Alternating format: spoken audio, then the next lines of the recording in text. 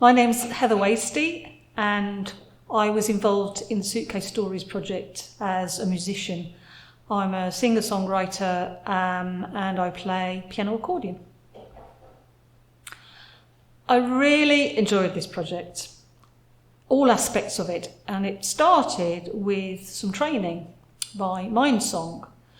Now, I'd done a lot of work with people with dementia before, but this training really helped me to improve what I was doing. It was practical training, so we had a session with a largish group, and I remember vividly my first session because I was just setting up, just about to start, and one of the people in the group just started to wander, as sometimes people will do in a dementia group, and he was singing a song that I knew. Quite a well-known song, I can't remember what it was now. And luckily I managed to pick up what key he was singing in, so I started to play along with the accordion. And so it was kind of including him rather than him feeling that he was, or anybody feeling that he was annoying or getting in the way. And that was a really good way to kick off that session. The training taught me things like being more aware of people during the session in terms of getting them to join in and have some input into the session.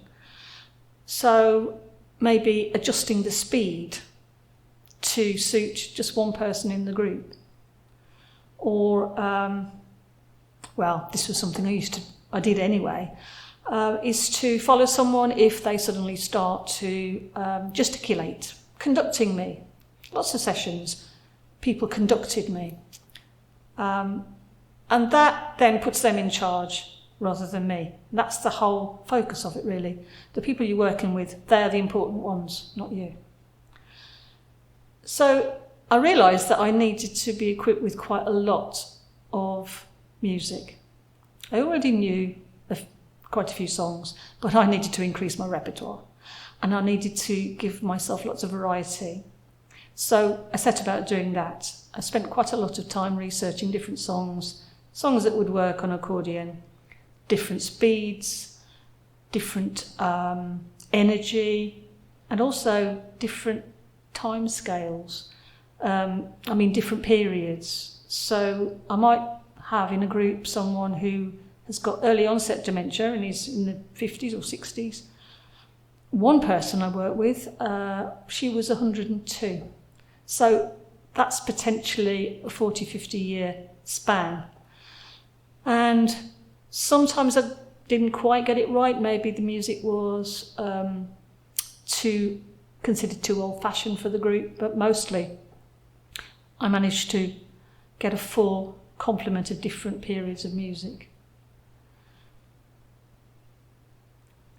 The sessions were different depending on where I was. So I might be in a care home, or I might be, for instance, at Kidderminster at the Museum of Carpet. We were all sitting around a table there, so it was quite organised and not much room. In a care home, you might be in a tiny little lounge where you've all got to fit in.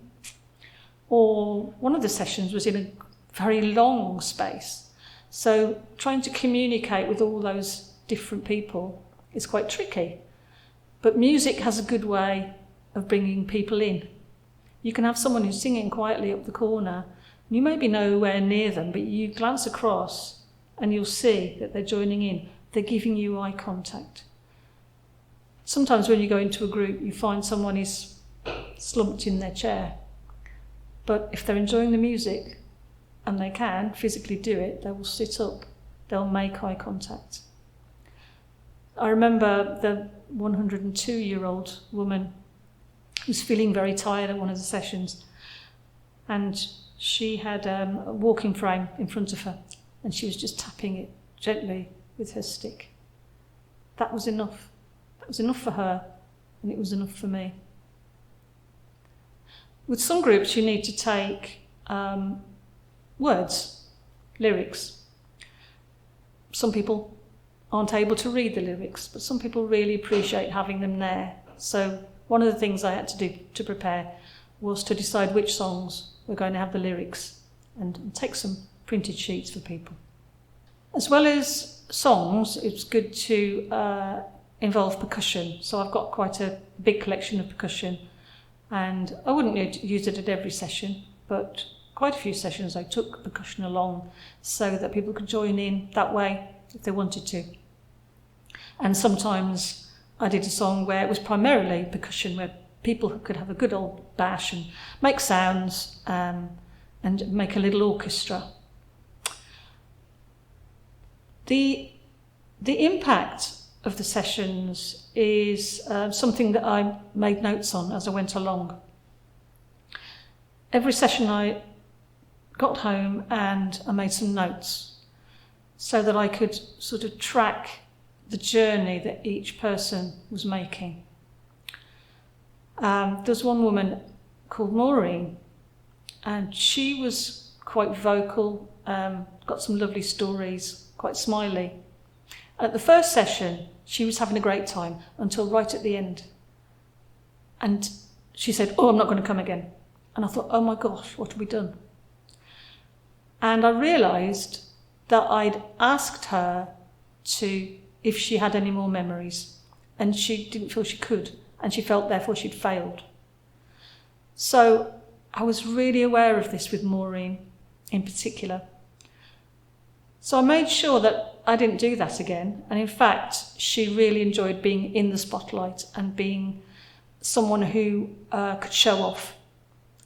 And so at several sessions she got used to standing next to me while we were singing the songs, and it was like she was leading the singing. And I think it was the kind of thing that she'd done when she was working. She was a leader, and it gave her permission to do that again.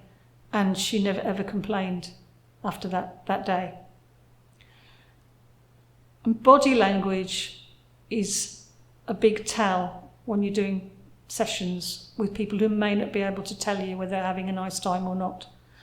So if someone's joining in, if they're smiling, if they're tapping their foot, they're moving their body, if they're sitting up straighter than they did the week before, then that tells you that they're having a good time and it's making a difference. I'm thinking of a woman called Tilly, who was, she was a bit bonkers at times, and she would just have a wonderful time being, trying on costumes, conducting me, singing. It was a wonderful relationship with her. And I picked up a sadness from her when the sessions were over. She clearly was getting so much out of them that it was a shame that a project like this has to come to an end. I'm going to do a couple of verses from the beginning of my song, Happy Families. And I wrote this, I was trying to represent what it was like being at home with the family in the 1950s. So I I collected various stories, and they're all sort of crammed together into this it's quite a long song because there was so much I wanted to pack in, but I'm just going to do 2 verses.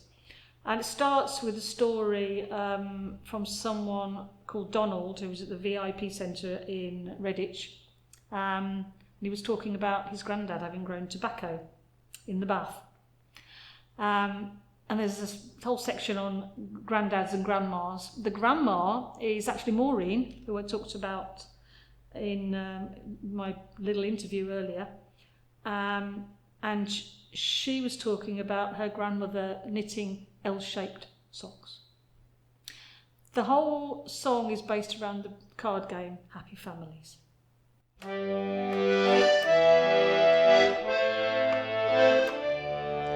Grandad grows his own tobacco, hangs it to dry above the bath. It reaches right up to the ceiling to escape from Grandma's wrath. He's at the barbers all soaked up and building up a right old sweat.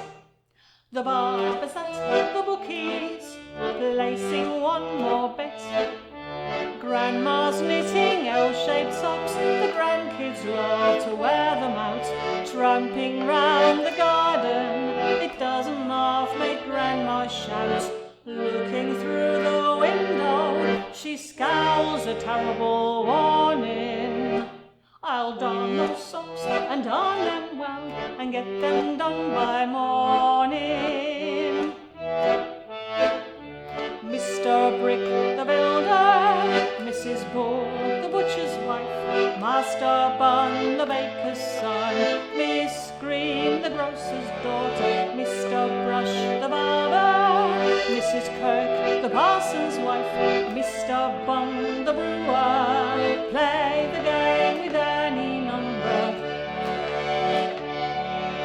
Roast on Sunday, mince on Monday, casserole to last 3 days, fish on Friday, church on Sunday, mother needs a holiday. Looking after the family, counts the shillings in her purse. Washing Monday, shopping Friday, cleaner, cook and nurse. Father's talking to the budgie, puffing on his craven A. Don't blame the bird sat in his cage, father taught him what to say. Nursing next door's dance set major, endlessly playing just one song. My old man's a dustman, going on for far too long. Mr. Brick the builder, Mrs. Bull the butcher's wife, Master Bun the baker's son, Miss Green the grocer's daughter, Mr. Brush the barber, Mrs. Kirk the parson's wife, Mr. Bung the brewer,